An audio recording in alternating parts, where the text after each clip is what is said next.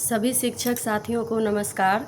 मैं कल सचिवालय गई थी, लेकिन मुझे आने में बहुत ही ज़्यादा विलम्ब हो गया था, तो मैंने सोचा कि नेक्स्ट डे आप लोगों को अपडेट बताऊंगी। कल जितने भी मैटर थे वो 3-4 टाइप का लगभग ट्रांसफ़र से ही रिलेटेड था, तो एक एक करके मैं आप लोगों से डिस्कस करना चाहती हूँ।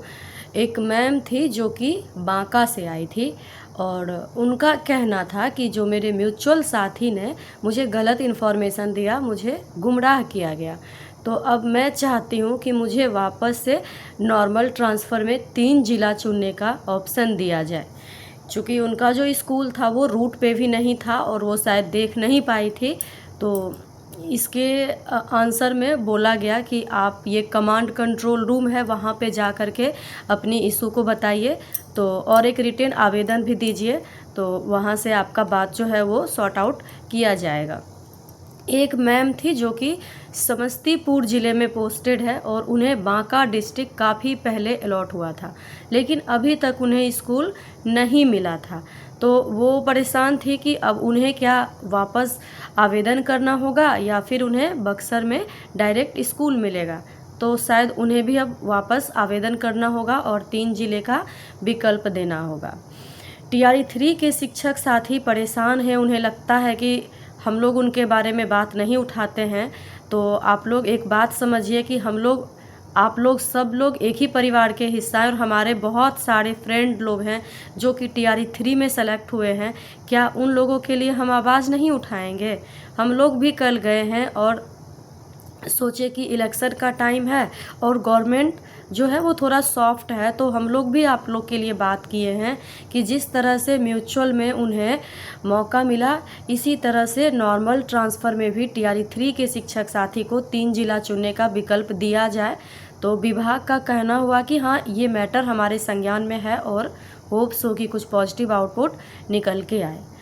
कुछ शिक्षक साथी थे जो कि एचटी और एचएम में ज्वाइन किए हुए थे, लेकिन उन्हें फैमिली इशू या फिर जगह शायद बहुत ही इंटीरियर दे दिया गया था या फिर कुछ और भी इशू था, तो वो लोग कह रहे थे कि हमें वापस से पूर्व के सेवा में बने रहने की अनुमति प्रदान की जाए। तो इसका मुझे नहीं पता कि क्या उन्हें जवाब मिला, लेकिन शायद थोड़ी बहुत नाराज़गी उन्हें झेलने को मिली, क्योंकि मैं उनमें साथ में नहीं गई थी। हमारे साथ में जो शिक्षक साथी थे 3-4 लोग थे, तो उसमें यही सारी बातें हुई।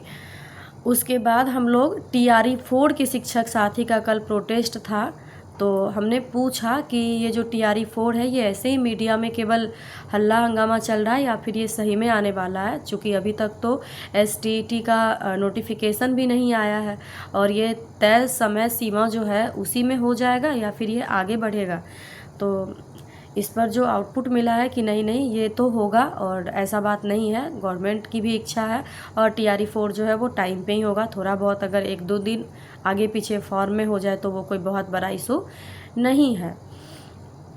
लाइब्रेरियन की वैकेंसी के बारे में भी हम लोग वहाँ पे पूछे कि ये लाइब्रेरियन की वैकेंसी जो है ये आएगा, तो इस पर बहुत ही पॉजिटिव आउटपुट मिला और कहना था कि हाँ ये तो आएगा, और टीआरई 4 के ही थोड़ा बहुत आगे पीछे बहुत ज़्यादा डिले नहीं होगा, और ये बहुत ही जल्द लाइब्रेरियन की वैकेंसी आप लोगों को देखने को मिलेगी। और जिस तरह का हमें रिस्पांस मिला उससे तो यही लग रहा था। और कुल मिलाकर के थोड़ा सा विभाग में क्या है कि वो इस चीज़ को लेकर के वो खुद भी परेशान है कि आए दिन सभी शिक्षक भी जाते हैं, और जिनका ट्रांसफ़र हो गया है वो भी परेशान है कि हमें अच्छा जगह नहीं मिला है या हमें भी बहुत दूर दराज पोस्टिंग दे दिया गया है, और जिनका नहीं हुआ है वो भी परेशान है। तो सारे ही शिक्षक साथी परेशान हैं, और ये तो खैर लाइफ का एक पार्ट है, लेकिन हमें लगता है कि बहुत ही जल्द इन सारे मैटर को सॉर्ट आउट किया जाएगा। और एक क्वेश्चन जो मैंने पूछा था कि इसका कुछ टाइमलाइन है, ये जो टाइमलाइन दिया गया है तो इसमें केवल डिस्ट्रिक्ट ही मिलेगा या फिर ये पूरी ही स्कूल अलॉटमेंट और सारी प्रोसेस को कंप्लीट कर लिया जाएगा। तो विभाग का काफ़ी पॉजिटिव रिस्पॉन्स था और साफ साफ बोला गया कि नहीं, ये हम लोग कोड ऑफ कंडक्ट यानी कि आचार संहिता के लगने से पहले ही हमारा जो है ये मोटिव है कि हम स्कूल अलॉटमेंट भी कर दें। तो यही सारी अपडेट थी, और भी कुछ अगर अपडेट मिलेगी तो मैं आप लोगों के सामने ज़रूर शेयर करूँगी। तब तक के लिए बहुत बहुत धन्यवाद।